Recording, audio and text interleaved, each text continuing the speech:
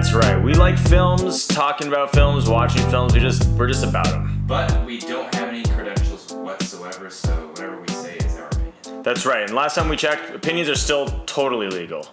And if you get triggered easily, you're not going to like our show. Yeah. But with all that being said, we still want you to check it out. And if you have any feedback for us, please let us know what you think. All right. Episode 3. Episode 3. So I think in the spirit of the number 3, I should talk about how I waited for 30 minutes today. Now, 30 minutes is a fairly decent amount of time, depending on whether you're a human or a human. And before I got here to WNR Studios, where Joe is locked up like a little tiny gremlin playing video games, I sat outside for 30 minutes waiting. And yet, we've had this conversation already, and you could have just thrown a rock at the frickin' window. Maybe you don't do that. But he's like, I don't want people to hear me. Yeah, people don't do that. I'm just scared. Well, people don't do that, Joey. So anyway, we watched a pretty interesting film that we're just going to do a whole episode on this movie, I think. Yeah. We watched Prospect. Yeah, we watched Prospect. Excuse me, I set my balance there. And get ready for Dylan's review here, and then me chastising him for a set review because he couldn't understand the movie. No, it's not that I couldn't understand the movie. Okay, there's a number of things that are happening here. I think before we really get into it, one of the things that is important to note in this movie is I do find that a lot of the audio was muffled. And that may have been stylized that way because throughout almost the entirety of the movie, they're wearing these space suits. It's almost like Bane. It is almost like Bane. It's totally a subtitles movie. So if you watch this movie at home, which you will because it's not in theaters anymore, toss in the subtitles. I think it's a subtitle movie. Yeah, I do too. It's half and half, unfortunately, so essentially a subtitle movie. Just toss them on. It's just kind of annoying because when you can hear the dialogue, you kind of look down at subtitles and you're missing the cinematography. Yeah, which it is beautiful. And with that being said, let's get into kind of the genre of this movie. Right. What was the genre of this movie? Space. Whole lot of space. Actually, not that much space at all. No. Yeah. But they are out in basically the genre, I would say is drama thriller. Mm-hmm. I mean, drama, you call it drama, right? Yeah, it's definitely a drama. I mean, really what you have at the base of the movie is a failed relationship between a father and his daughter and the trials and tribulations that they face in this, what we assume is probably a dystopian future, but way far out. They're in outer space, and it's a movie about survival, for sure. There's a lot of that going on. It's kind of hard not to spoil this movie just because it overall had a pretty simple story arc. But I think in terms of just genre as a basis, it's one of these newer types of space film where it's not... I feel like in these reviews I say a lot of what they aren't, but I'm going to continue on that. I'm going to double down. Yeah, that's good, though. You don't want to spoil it or anything. Exactly, and it's not one of those movies where it's in outer space and they have the tropey looking aliens and the typical the ship's broken, so we have to fix it. It's totally a movie on its own style, I think. The sci-fi nature of it has a very small influence. It's a cool addition, but basically, imagine this movie is the father and daughter are in the gold rush, and they're on the outskirts of this wild, wild west of land, except it's in space. Mm-hmm. That's essentially what it is. And no spoiler, they're looking for these basically... something of value. Something of value, yeah exactly. But it's an arbitrary object, it doesn't really matter. Exactly. So the sci-fi aspect, the space aspect is interesting, it's cool, but it's not in any way what the story is about. Yeah. I would like to look up the budget of this movie. I think that it comes across as a movie where they tried to accomplish a really unique vision using little resources. Yep. And I think they accomplished it. I really think that they did. There's elements of this movie that almost felt like Interstellar, which is also a father-daughter movie in a weird way that has some space things, but mostly in terms of the music. The music had that really dramatic intensity. We're segueing into... let's segue into some of the styling, soundtrack, and I really feel like it had that dramatic feel that I really got from Interstellar. A lot of that was in part of the cinematography, but really the soundtrack. Soundtrack was fantastic. It's massive. It's massive sounds. Yeah, the music, when they played music in there, the music choices were unique. They actually played futuristic, quote unquote, futuristic music. Like, right, the girl would listen to her headphones. There was that one character who would blast that music. It was like, right.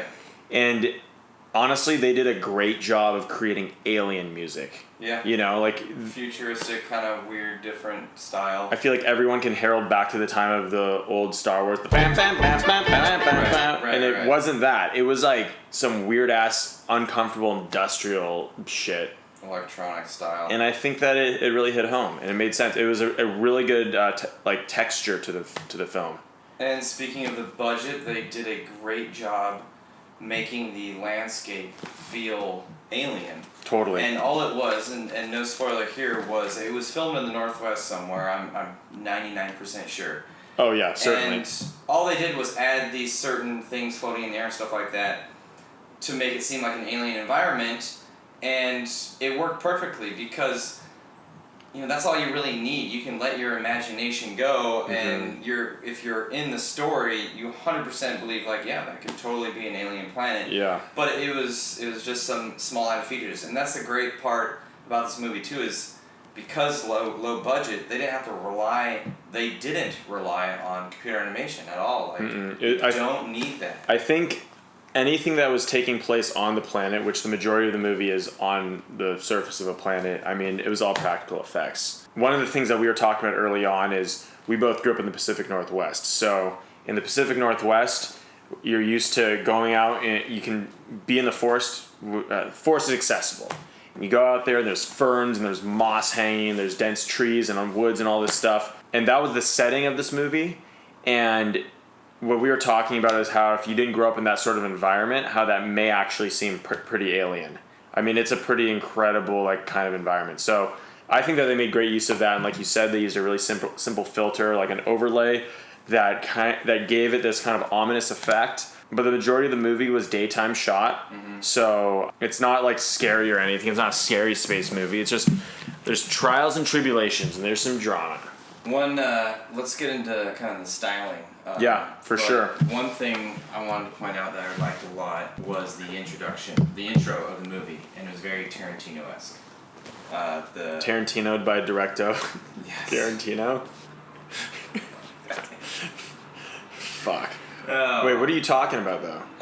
The beginning? Literally the intro with the music. Okay. And the credits rolling in front of it.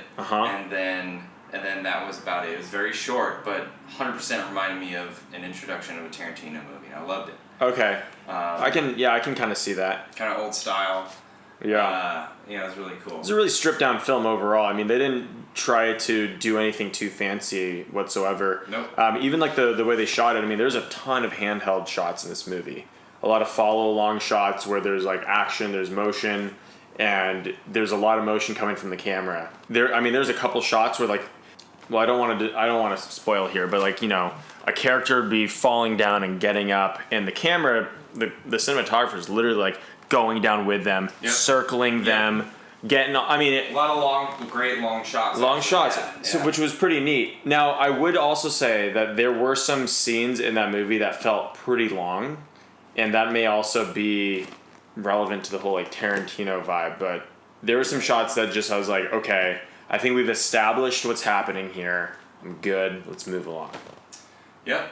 But let's get back to style. Styling is very reminiscent. We both agreed 80s style of technology, of weaponry, which was very unique and creative, especially since, it's on a low budget.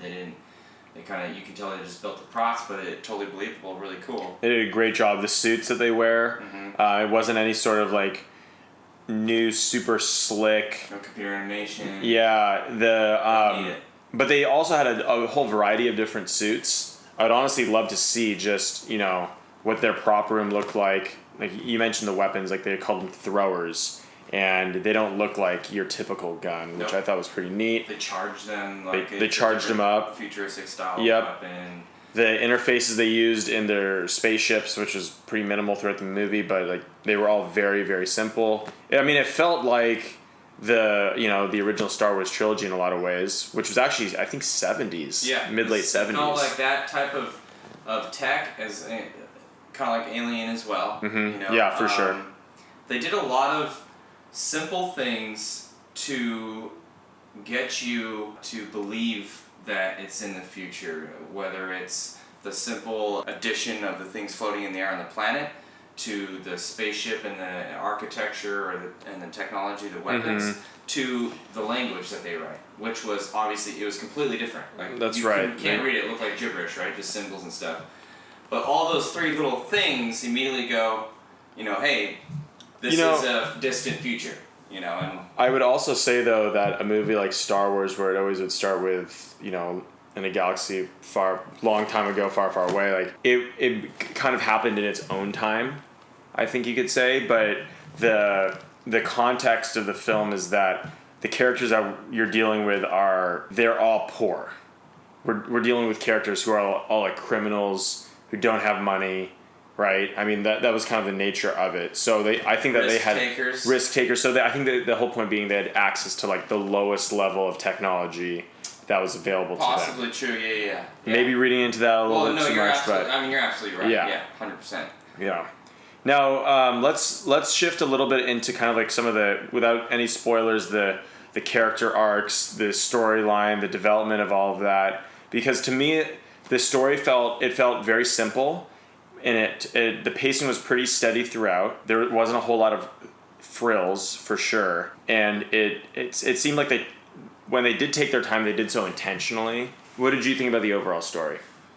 I liked it. I thought it was a kind of a coming of age story, a story that focuses on people in less than desirable situations, faced with things and events that you normally wouldn't be faced with, whether or not you're in that area or the age that you are, and struggling to deal with what happens and how to overcome them. It was really cool. It was simple, like you said, and I thoroughly enjoyed it. I felt like I was thinking of I keep like mentioning Star Wars, and that's I love the Star Wars universe, but it almost felt like this was like the storyline of like a side character in Star Wars before they became who they were.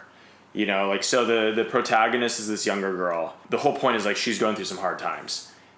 Based on circumstances that happen at the beginning of the movie. She's obviously becoming more hardened throughout the film based on the circumstances and based on what happens. And it's all relatively like simple mechanical situations that take place where it's like either this or this could happen and the worst case scenario happens. And that pretty much like happens consistently throughout the movie. So it just felt like it was kind of like one of those storylines of like, I can see, and I don't think, based on the style of this film, I don't think that they'd make a follow-up movie or do a trilogy. No. Like, this is a one-off, but, like, I could see this character being, like, becoming some sort of mercenary, assassin or something, or, she just seems like that type who could become a real badass at some point. Spoiler, she lives.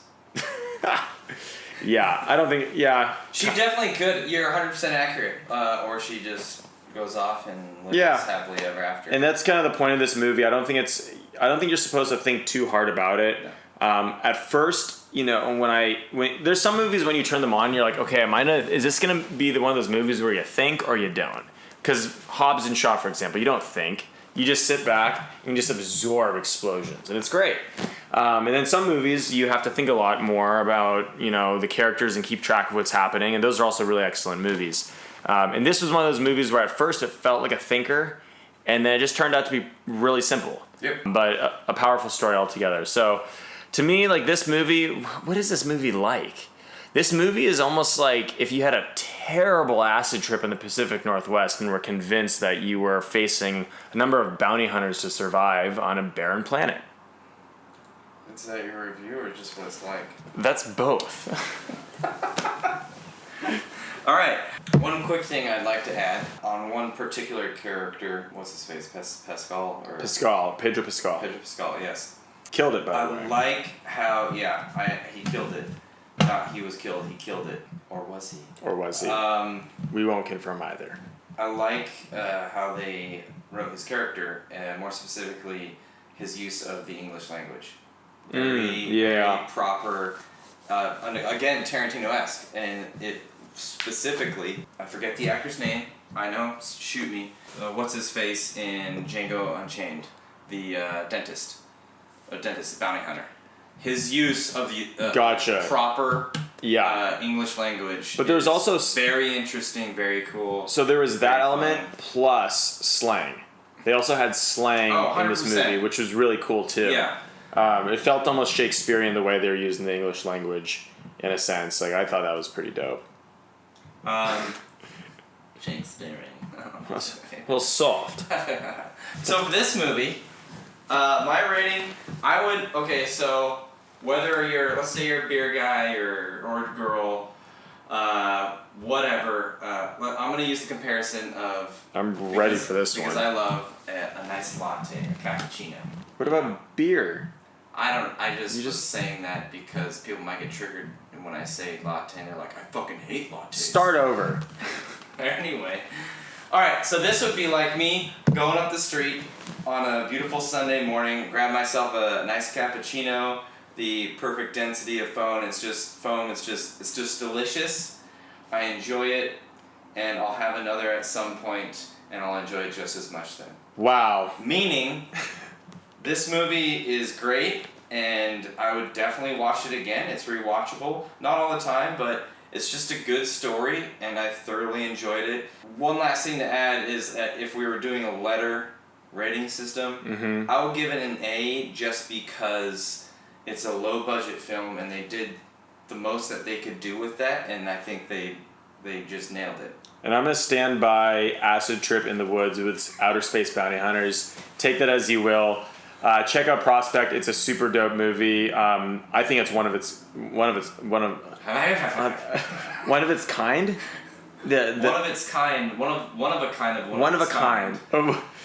I don't know. Anyway, check it out.